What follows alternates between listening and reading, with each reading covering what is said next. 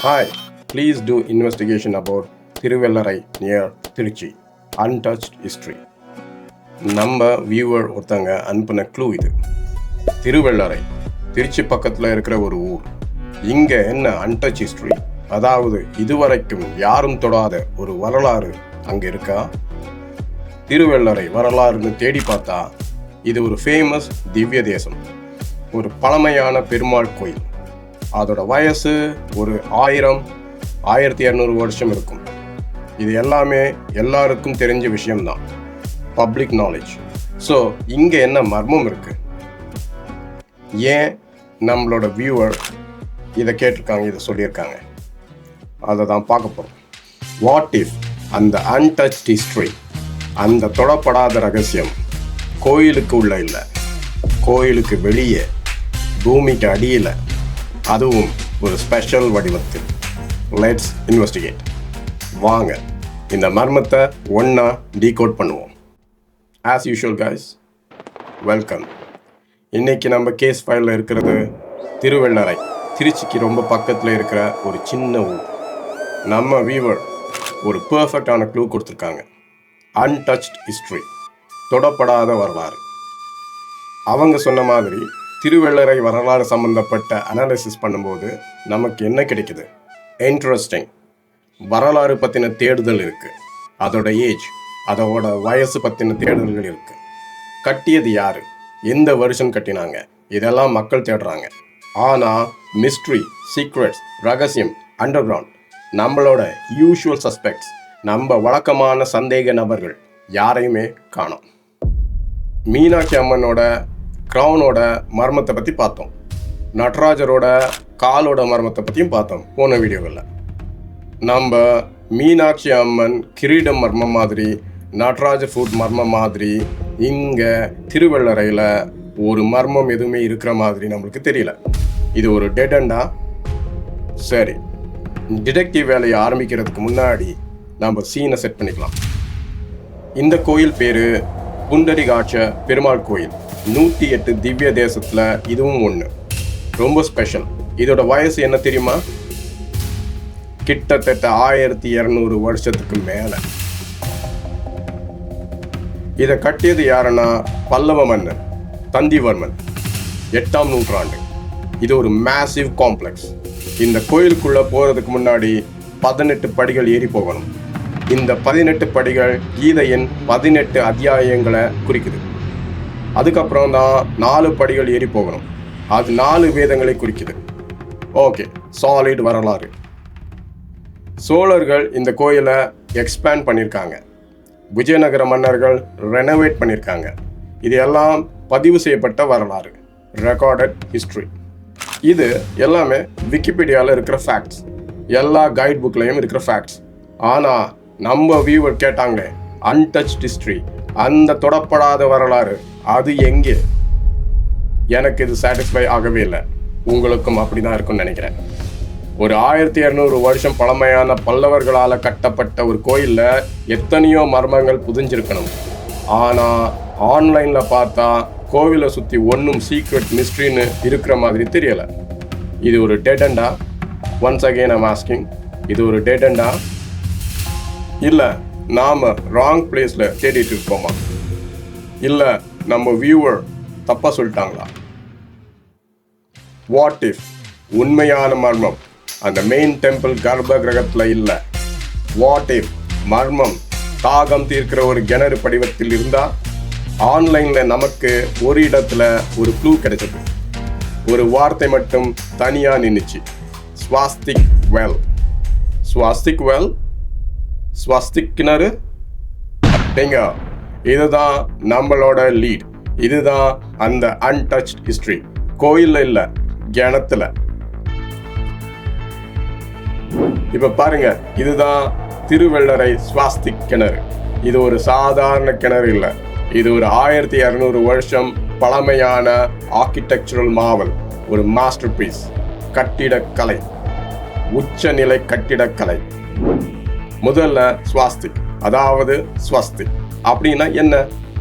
நம்மள பல பேருக்கு ஸ்வாஸ்திக்னு சொன்னா உடனே வெயிட், ஸ்வாஸ்திக்னா அது ஹிட்லர் யூஸ் பண்ண சிம்பிள் தானே? நோ நோ நோ, தயவு செஞ்சு கன்ஃபியூஸ் ஆகாதீங்க. அது ஒரு ட்விஸ்டட் ஹிஸ்ட்ரி, அது ஒரு பெர்வர்ட்டட் ஹிஸ்ட்ரி. ஹிட்லர் ஒரு நல்ல சிம்பலை எடுத்து அதை தவறாக யூஸ் பண்ணி அதோட அர்த்தத்தையே மாற்றிட்டான். சரி, ஸ்வாஸ்திக் அப்படிங்கிறது பல்லாயிரம் வருஷமா நம்ம இந்திய கலாச்சாரத்தில் இருக்கிற ஒரு சீக்ரெட் சிம்பல், ஒரு மங்களகரமான சின்னம். குட் ஃபார்ச்சூன், அதாவது நல்ல அதிர்ஷ்டம், வெல்பீயிங், சூரிய கடவுள், சன் காட், இது எல்லாத்தையும் குறிக்கிற ஒரு பாசிட்டிவ் சிம்பல். நம்ம வீட்டு வாசல்ல கோலம் போடுறதுல இருந்து கோயில் கோபுரங்கள் வரைக்கும் இந்த ஸ்வாஸ்திக் சிம்பலை நாம பார்க்கலாம். இது ஹிந்துயிசம்ல மட்டும் இல்ல, புத்திசம், ஜெயினிசம்ல கூட இது ஒரு ஹோலி சிம்பல். கிறிஸ்டியானிட்டில கூட சில ஏன்ஷியன்ட் சர்ச்சஸ்ல ஸ்வாஸ்திக்கை யூஸ் பண்ணியிருக்காங்க, தெரியுமா? ஓகே, சிம்பலா பார்த்தா சூப்பர், மங்களகரமான ஒரு சின்னம். ஆனா எங்களோட டிடெக்டிவ் கேள்வி என்னன்னா, why a well? ஒரு கிணத்தை 8ஆம் நூற்றாண்டுல தந்திவர்மன் எதுக்கு ஸ்வாஸ்திக் வடிவத்தில் கட்டணும்? தண்ணி எடுக்கிறதுக்கு ஒரு சர்க்கிள், அதாவது வட்ட ஷேப்ல இல்ல, ஒரு ஸ்கொயர், அதாவது சதுர ஷேப்ல கிணறு வெட்டியிருந்தா போதுமே. எதுக்கு இவ்வளவு காம்ப்ளெக்ஸான ஸ்வாஸ்திக் டிசைன்? இது சும்மா டிசைன்காகவா, குட்லக்காவா, ஆர் இதுக்கு பின்னாடி ஏதாவது ஹிடன் சயின்ஸ், மறைக்கப்பட்ட அறிவியல் இருக்கா? சிதம்பரம்ல 21,600 ஓடுகள் ஒரு கோடுன்னு பார்த்தோம். மீனாட்சி அம்மனோட கிரவுன்ல ஒரு எனர்ஜி டிவைஸை பார்த்தோம். இங்க இந்த ஸ்வாஸ்திக் கிணத்துல ஏதாவது கோடு இருக்கா? Let's decode this. இந்த கிணத்தோட ஸ்ட்ரக்சரை பார்த்தா இதுல பல மர்மங்கள் இருக்கு. இதுக்கு பேரு மார்பிடுகு கிணறு. தந்திவர்மனோட பட்ட பெயர், நிக்நேம் அது. மார்பிடுகுனா மார்பில் மின்னலை கொண்டவன்னு அர்த்தம், வேற மாதிரி நினைச்சுக்காதீங்க. Man with lightning on his chest, powerful name. ஆனா நேமை விட பவர்ஃபுல் ஆனது இதோட டிசைன். இந்த ஸ்வாஸ்திக் கிணறு மர்மத்தை நாம 3 லேயரா பிரிச்சு இன்வெஸ்டிகேட் பண்ண போறோம். லேயர் 1, தி சோஷியல் சீக்ரெட், அதாவது சமூக ரகசியம். ஓகே, தியரி 1, இது ஒரு பிரில்லியண்டான சோஷியல் இன்ஜினியரிங் மாவல். சோஷியல் இன்ஜினியரிங்னா என்ன? சமுதாயத்தையே டிசைன் பண்றது, வடிவமைப்பது. இந்த கிணத்துக்கு 4 தனித்தனி வழிகள் இருக்கு. நீங்க டாப் வியூல பார்த்தா ஸ்வாஸ்திக்கோட 4 கைகளும் 4 தனித்தனி வழிகளா கீழே இறங்கும். ஒண்ணுக்கொன்னு சம்பந்தமே இல்லாம 4 பக்கத்துல இருந்து 4 வழிகள் கீழே இறங்கும். 8ஆம் நூற்றாண்டு சோசியல் ஸ்ட்ரக்சரை, அதாவது சமுதாய அமைப்பை யோசிச்சு பாருங்க. ஜாதி பிரிவினைகள் ரொம்ப கடுமையா இருந்த காலம். ஒருத்தர் யூஸ் பண்ண கிணத்தை இன்னொருத்தர் யூஸ் பண்ண முடியாது. அன்டச்சபிலிட்டி, அதாவது தீண்டாமை இருந்த காலம். இது ஒரு ஹார்ஷ் ரியாலிட்டி. டிடெக்டிவ் தியரி என்னன்னா, இந்த ஸ்வாஸ்திக் டிசைன் ஒரு மாஸ்டர் பீஸ் ஆர்கிடெக்சர். இது 4 வெவ்வேறு சமூக மக்கள் ஒருத்தரை பார்த்துக்காம, ஒருத்தர் பாதையில இன்னொருத்தர் குறுக்கிடாம, ஒரே கிணத்துல இருந்து, அதாவது காமன் வாட்டர் சோர்ஸ்ல இருந்து தண்ணி எடுக்கிறதுக்காக டிசைன் பண்ணப்பட்ட ஒரு பிரில்லியன்ட் சொல்யூஷன். ஸ்வாஸ்திக்கோட அந்த 90 டிகிரி பெண்ட், அந்த மூளை திருப்பம், ஒரு வால் மாதிரி ஆக்ட் பண்ணி இந்த வழியில வர்றவங்க அந்த வழியில வர்றவங்கள பார்க்க முடியாத மாதிரி பிளாக் பண்ணிடும்.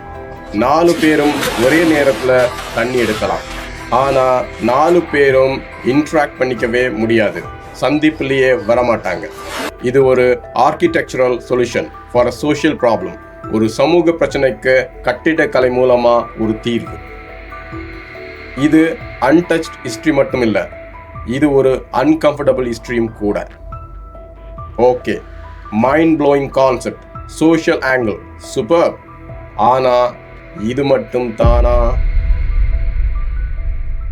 ஒரு 1200 வருஷம் நிக்கிற ஒரு மானுமெண்ட்டை வெறும் சோஷியல் செப்பரேஷனுக்காக மட்டும் டிசைன் பண்ணுவாங்களா? சரி, 4 வழிகள், ஆனா அதுக்குள்ள இருக்கிற படிகள் கவுண்ட் பண்ணா ஒரு க்ளூ கிடைக்குது. What about the numbers? Let's reinvestigate. இந்த கிணத்தோட 4 வழிகளையும் சேர்த்தா கீழே இறங்குறதுக்கு மொத்தம் 52 படிகள், அதாவது 52 ஸ்டெப்ஸ் இருக்கு. Why 52? ஏன் 50 இல்ல? ஏன் 60 இல்லை, ஏன் 100 இல்லை? நம்பர் 52ல என்ன ஸ்பெஷல்? நம்ம டிடெக்டிவ் பிரெயினை ஆக்டிவேட் பண்ணுங்க. நம்பர் 52 எங்கெல்லாம் வருது? 52 வாரங்கள், ஒரு வருஷத்துக்கு 52 வாரம், 52 சக்தி பீடங்கள். ஸ்பிரிச்சுவலா பார்த்தா 52 சக்தி பீடங்கள் இருக்கு. கார்ட்ஸ், சீட்டு கட்டுல 52 கார்ட்ஸ் இருக்கு. ரொம்ப எக்ஸைட் ஆயிட்டேன்னு நினைக்கிறேன். கார்ட்ஸ் எல்லாம் விட்டுறலாம், சீட்டு கட்ட மறந்துடுங்க ப்ளீஸ், மறந்துடுங்க. Point is 52 is not a random number. பல்லவர்கள் மாஸ்டர் பில்டர்ஸ். காஞ்சி கைலாசநாதர் கோயில்ல இருந்து மாமல்லபுரம் சிற்பங்கள் வரைக்கும் அவங்களோட மேத், அதாவது மேக்ஸ் பெர்ஃபெக்டா இருக்கும். அவங்க சும்மா ஒரு கல்லை கூட காரணம் இல்லாம நகர்த்த மாட்டாங்க. திருவள்ளரை வரலாறுல இந்த 52 படிகள் வருஷத்தோட 52 வாரங்களை குறிக்குதுன்னு ஒரு தியரி இருக்கு. ஸோ இந்த கிணறு வெறும் தண்ணி எடுக்கிற இடம் மட்டும் இல்லை, இது ஒரு ஆர்கிடெக்சரல் கேலண்டர், ஒரு time monument.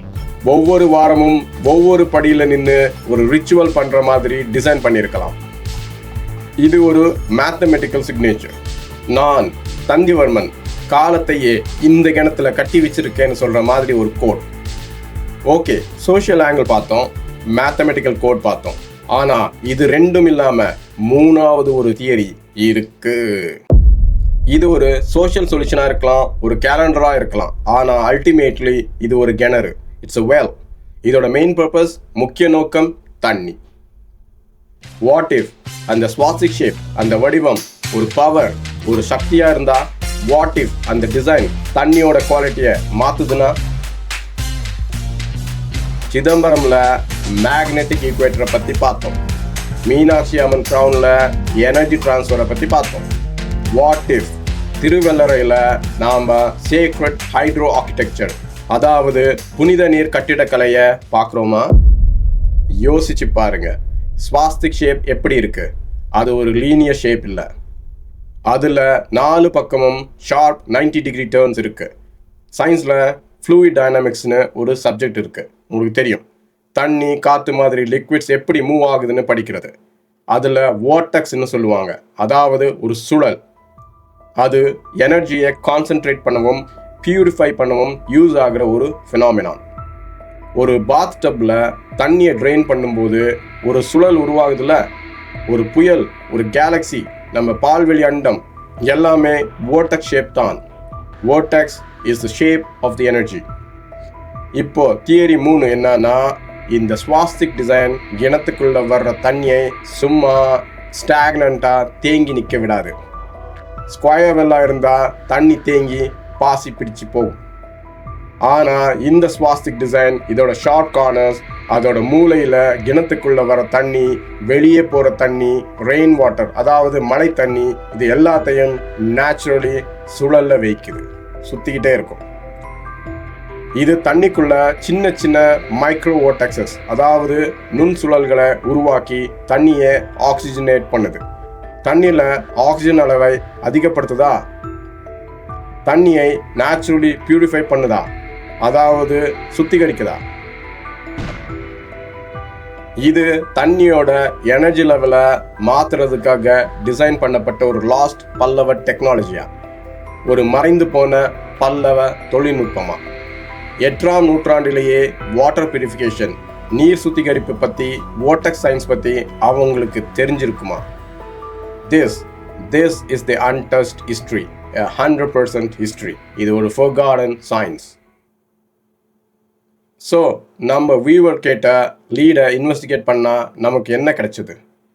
Thiruvellarai Swastik well அப்படிங்கிறது சும்மா ஒரு கிணறு இல்லை, அது ஒரு டைம் கேப்சியூல். 1200 வருஷமாக நம்ம கண் முன்னாடி ஒரு ஓப்பன் சீக்ரெட்டாக காத்துட்ருக்கு. This is the verdict. இது ஒரு சோஷியல் இன்ஜினியரிங் மாவல்.